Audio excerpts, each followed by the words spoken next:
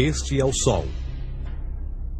Desde o ano 10.000 a.C., a história abunda em pinturas e escritos que refletem o respeito e a adoração dos povos por este astro. E é simples entender o porquê, com seu aparecimento todas as manhãs, trazendo visão, calor e segurança, salvando-os do frio e da escuridão da noite repleta de predadores. Sem ele, todas as culturas perceberam que não haveriam colheitas nem vida no planeta. Estas realidades fizeram do Sol o astro mais adorado de todos. Todavia, muitos estavam atentos também às estrelas. As estrelas formavam padrões que lhes permitiam reconhecer e antecipar eventos que ocorrem de tempos em tempos, tais como eclipses e luas cheias. Eles catalogaram grupos celestiais daquilo que conhecemos hoje como constelações. Esta é a Cruz do Zodíaco, uma das mais antigas imagens na história da humanidade. Ela representa o trajeto do Sol através das 12 maiores constelações no decorrer de um ano. Ela também representa os 12 meses do ano, as 4 estações, solstícios e equinócios. O termo zodíaco está relacionado com o fato das constelações serem antropomorfismos ou personificações, como pessoas ou animais. Por outras palavras, as primeiras civilizações não só seguiam o Sol e as estrelas, como também as personificavam através de mitos que envolviam seus movimentos e relações.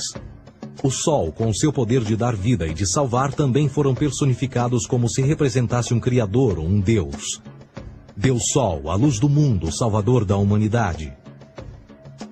Igualmente, as 12 constelações representaram lugares de viagem para o Deus Sol e foram nomeados por elementos da natureza que aconteciam nesses períodos de tempo. Por exemplo, Aquários, o portador da água que traz as chuvas da primavera.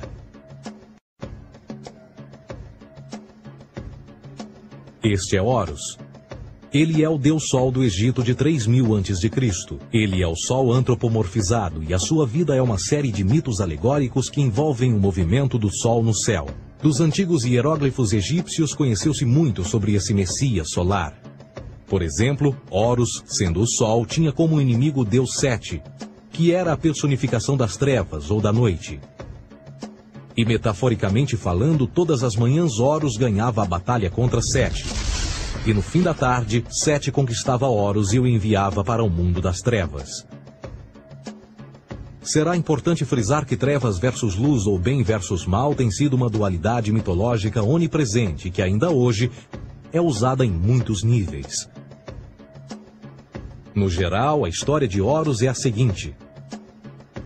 Horus nasceu em 25 de dezembro da Virgem Isis Mary.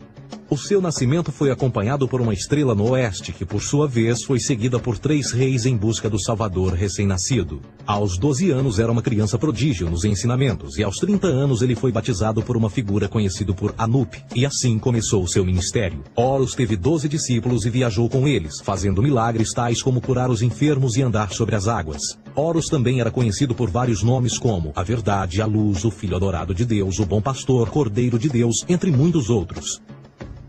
Depois de ter sido traído por Tifão, Horus foi crucificado, enterrado por 3 dias e então ressuscitou. Estes atributos de Horus, originais ou não, parecem influenciar várias culturas mundiais e muitos outros deuses encontrados com a mesma estrutura mitológica. Atis da Firígia nasceu da Virgem Nana em 25 de dezembro. Crucificado, foi posto na tumba e 3 dias depois ressuscitou.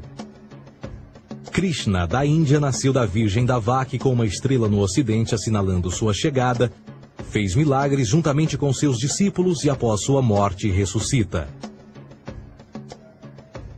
Dionísio da Grécia nasceu de uma virgem em 25 de dezembro. Foi um professor peregrino que praticou milagres como transformar água em vinho e é referenciado como Rei dos Reis, Filho unigênito de Deus, o início e o fim, entre muitas outras coisas, e após sua morte ressuscitou.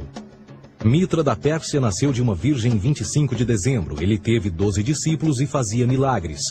E após sua morte foi enterrado por 3 dias e então ressuscitou. Ele também foi chamado de a Verdade, a Luz, entre outros. Curiosamente, o dia sagrado de adoração a Mitra era um domingo.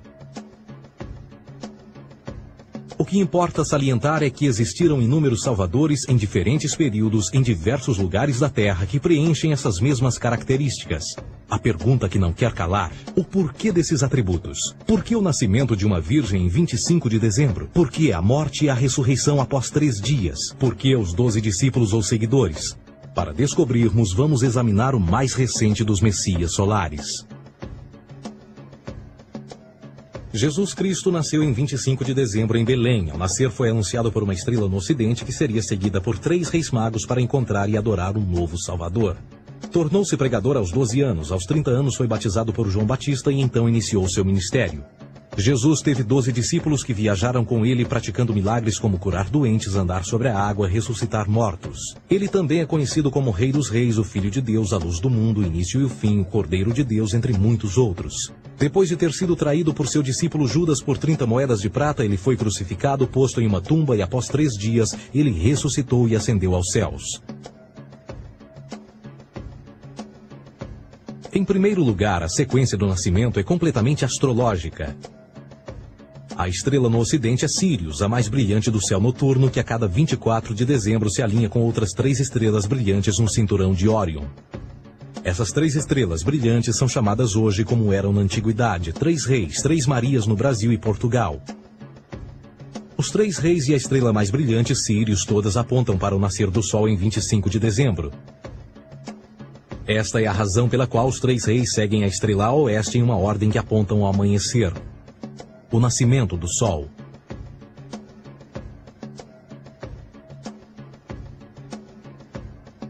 A Virgem Maria é a constelação de Virgo, também conhecida como Virgo, a Virgem. Virgo em latim significa virgem. Virgo também é conhecida como a casa do pão. E a representação de Virgo é uma virgem segurando um feixe de espigas de trigo. Esta casa do pão e o seu símbolo das espigas de trigo representa agosto e setembro, a época das colheitas. Por sua vez, Belém é a tradução ao pé da letra de a casa do pão. Belém também é a referência à constelação de Virgem, um lugar no céu, não na terra. Existe outro fenômeno muito interessante que ocorre em 25 de dezembro, é o solstício de inverno. Do solstício de verão ao solstício de inverno, os dias se tornam mais curtos e frios. Da perspectiva de quem está no hemisfério norte, o Sol parece se mover para o sul, ficar menor e mais fraco. O encurtamento dos dias e o fim das colheitas conforme se aproxima o solstício de inverno, simbolizando o processo de morte. Era a morte do Sol. Pelo 22º dia de dezembro, o falecimento estava completamente realizado e faz com que atinja seu ponto mais baixo no céu. Aqui algo curioso acontece. O Sol para de se mover por 3 dias.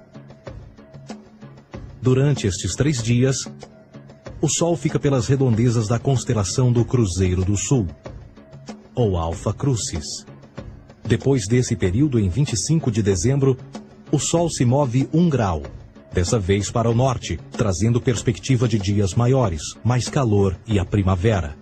E assim se diz: o Sol morreu na cruz, ficou morto por 3 dias, apenas para ressuscitar ou nascer mais uma vez. Esta é a razão pela qual Jesus e muitos outros deuses solares compartilham da ideia de crucificação, morte por 3 dias e o conceito da ressurreição.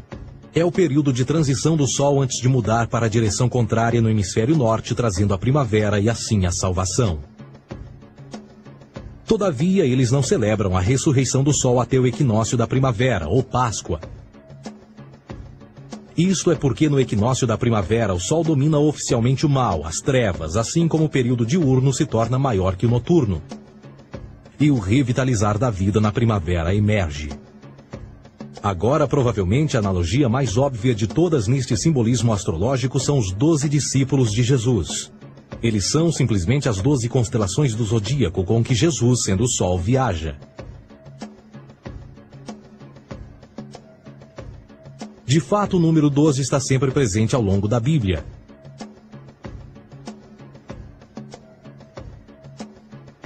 Voltando à cruz do zodíaco, o elemento figurativo da vida é o Sol. Isto não é uma mera representação artística ou ferramenta para seguir os movimentos do Sol. Era também um símbolo espiritual pagão. Uma logografia similar a isto. Isto não é um símbolo do cristianismo. É uma adaptação pagã da cruz do zodíaco.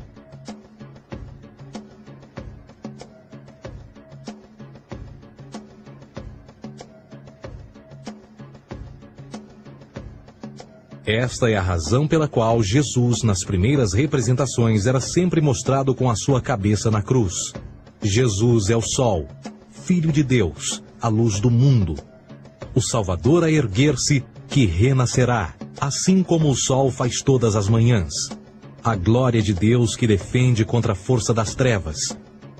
Assim como renasce a cada manhã, e que pode ser visto através das nuvens, lá em cima nos céus, com a sua coroa de espinhos ou os raios de sol.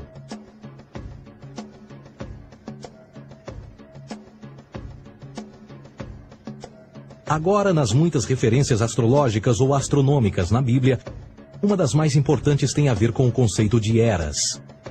Através das Escrituras há inúmeras referências a essa era. Para compreender isto, precisamos primeiro estar familiarizados com o fenômeno da precessão dos equinócios.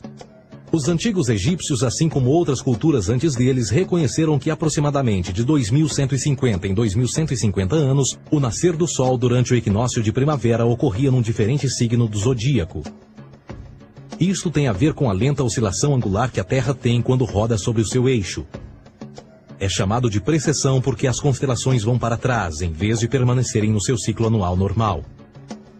O tempo que demora cada precessão através dos 12 signos é de 25.765 anos. Este ciclo completo é chamado também de Grande Ano, e algumas civilizações ancestrais sabiam disso. Referiam-se a cada ciclo 2150 anos como Era. De 4.300 a.C. a 2.150 a.C. foi a Era de Touro. De 2.150 a.C. a 1 d.C. foi a Era de Áries. E de 1 d.C. a 2.150 d.C. é a Era de Peixes, a era que permanecemos nos dias de hoje. E por volta de 2150 entraremos na nova era, a Era de Aquários. Agora, a Bíblia refere-se por alto ao movimento simbólico durante 3 eras, quando se vislumbra já é uma quarta. No Velho Testamento, quando Moisés desce o Monte Sinai com os 10 mandamentos, ele está perturbado ao ver sua gente adorar um bezerro dourado. De fato, ele até partiu as pedras dos 10 mandamentos e disse a todos para se matarem uns aos outros para purgarem o mal. A maior parte dos estudiosos da Bíblia atribuem esta ira de Moisés ao fato de os israelitas estarem adorando a um falso ídolo ou algo semelhante. A realidade é que o bezerro dourado é o Taurus, touro.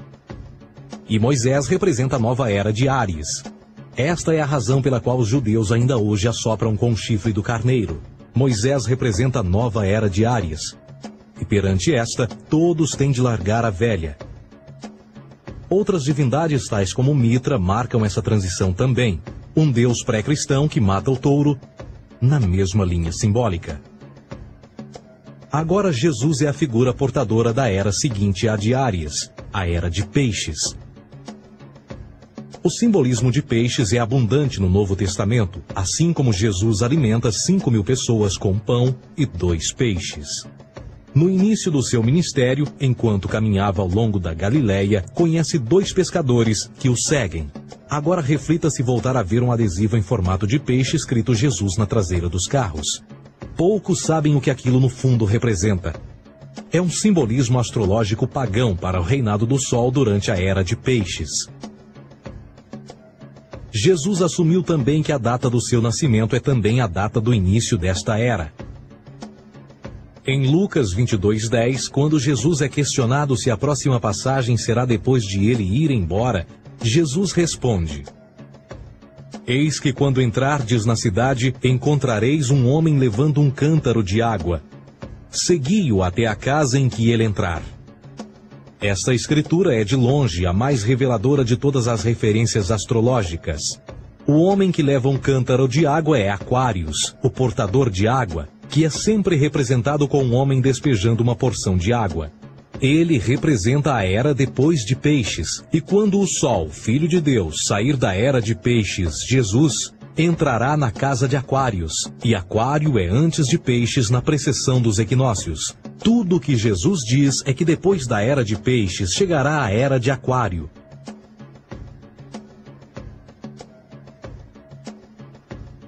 Agora todos já ouvimos falar sobre o fim do mundo.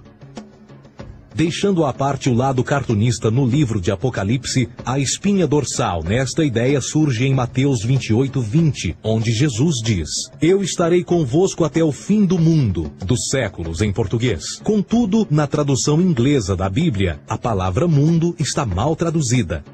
A palavra realmente usada era aion, que significa era.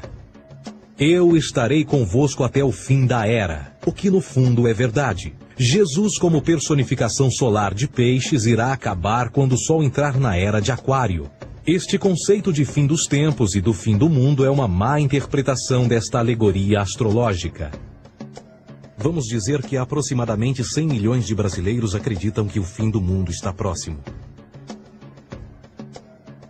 Além disso, o personagem de Jesus, literalmente e astrologicamente um híbrido, só demonstra o quão plágio do deus Sol Horus do Egito, Jesus é. Por exemplo, inscrito há 3.500 anos atrás, nas paredes do templo de Luxor, no Egito, estão imagens da Enunciação, da Imaculada Concepção, do nascimento e da adoração a Horus. As imagens começam com o anúncio à Virgem Ísis de que ela irá gerar Horus, que Nefe, o Espírito Santo, irá engravidar a Virgem, e depois o parto e a adoração, e que é não mais do que o milagre da concepção de Jesus. Na verdade, as semelhanças entre Horus e Jesus são flagrantes.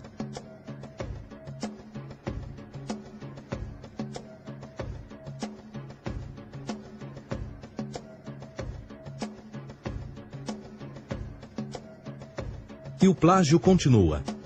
A história de Noé e da sua arca é tirada diretamente das tradições. O conceito de dilúvio é presente em todas as antigas civilizações, em mais de 200 diferentes citações em diferentes períodos e tempos. Contudo, não será preciso ir muito além da fonte pré-cristã para encontrar a epopeia de Gilgamesh, escrita em 2600 a.C. Esta história fala sobre grandes inundações ordenadas por Deus, uma arca com animais salvos e até mesmo o libertário retornar da pomba, entram em concordância com a história bíblica, entre muitas outras semelhanças. E depois há a história plagiada de Moisés. Sobre o nascimento de Moisés, disse que ele foi colocado numa cesta de cana e lançado ao rio para evitar um infanticídio. Ele foi mais tarde salvo pela filha de um rei e criado por ela como um príncipe. Esta história do bebê numa cesta foi retirada do mito de Sargão de Acade por volta de 2250 a.C. Depois de nascer, Sargão foi posto numa cesta de rede para evitar um infanticídio e lançado ao rio. Foi depois salvo e criado por Aqui, uma esposa da realeza Acádia. Além disso, Moisés é conhecido como legislador, portador dos 10 mandamentos e da lei mosaica. Contudo, a ideia de a lei ser passada de um deus para um profeta numa montanha é também antiga. Moisés é somente um legislador numa longa linha de legisladores na história mitológica. Na Índia, Manou foi o grande legislador. Na ilha de Creta, Minos ascendeu ao monte Ida, onde Zeus lhe deu as leis sagradas. Enquanto que no Egito, Moisés tinha nas suas pedras tudo o que Deus lhe disse.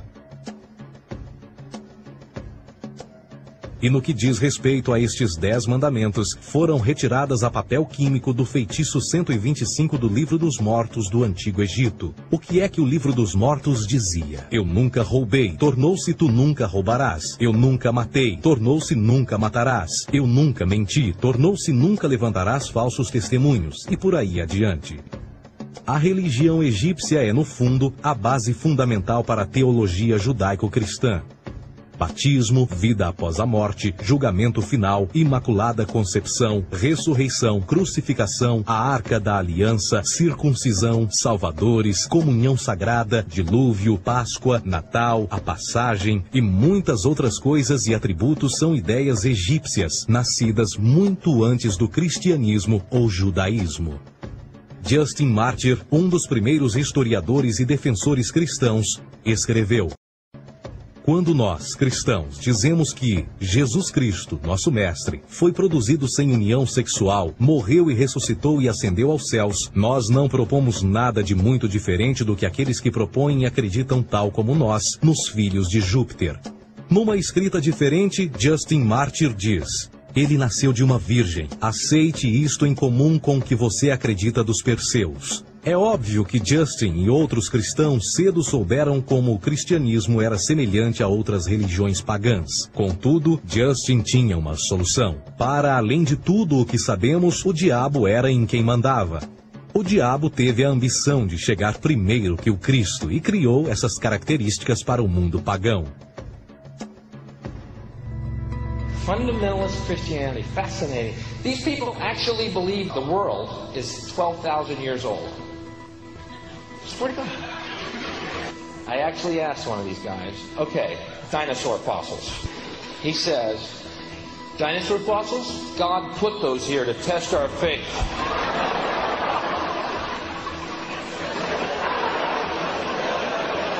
I think God put you here to test my faith, dude.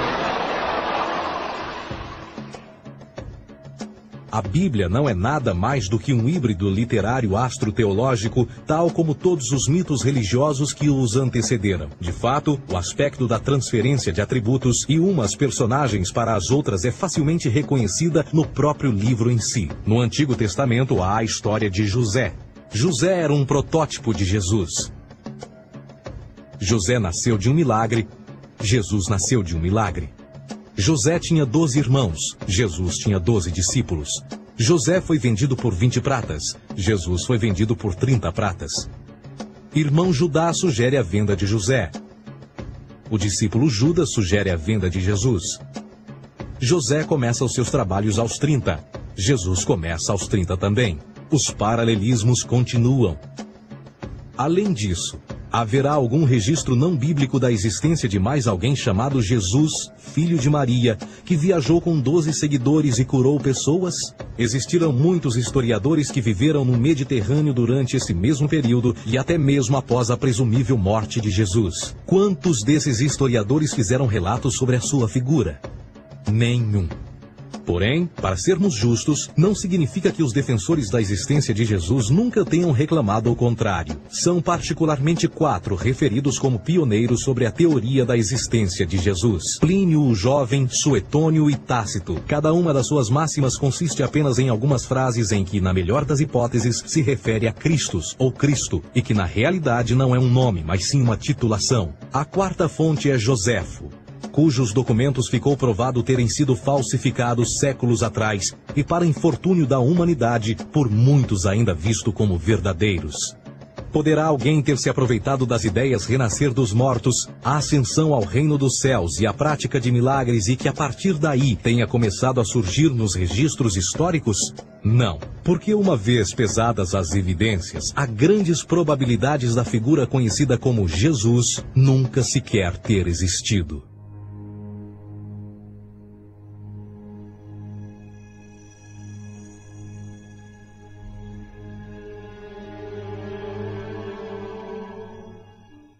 We don't want to be unkind, but we want to be factual. We don't want to cause hurt feelings, but we want to be academically correct in what we understand and know to be true.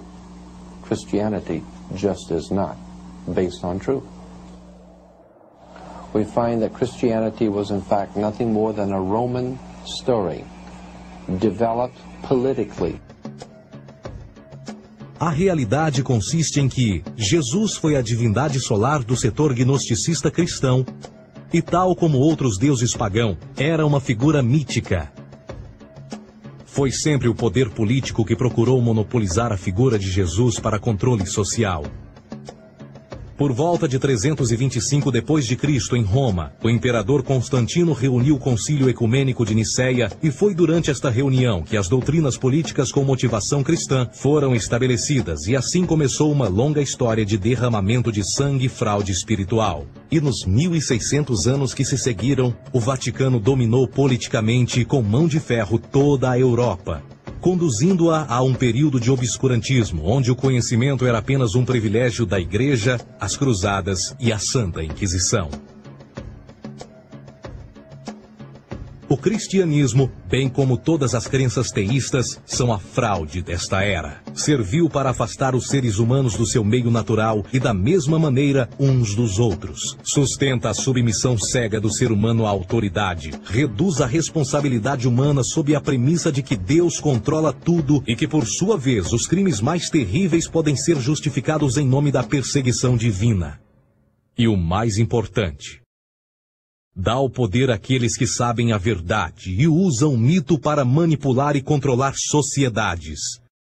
O mito religioso é o mais poderoso dispositivo já criado e serve como base psicológica para que outros mitos floresçam ou justifiquem.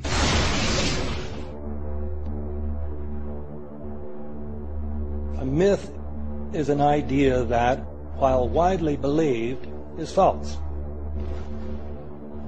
In a deeper sense, in the religious sense, a myth serves as an orienting and mobilizing story for a people. The focus is not on the story's relation to reality, but on its function. A story cannot function unless it is believed to be true in the community or the nation. It is not a matter of debate. If some people have the bad taste to raise the question of the truth of the sacred story, the keepers of the faith do not enter into debate with them. They ignore them or denounce them as blasphemers.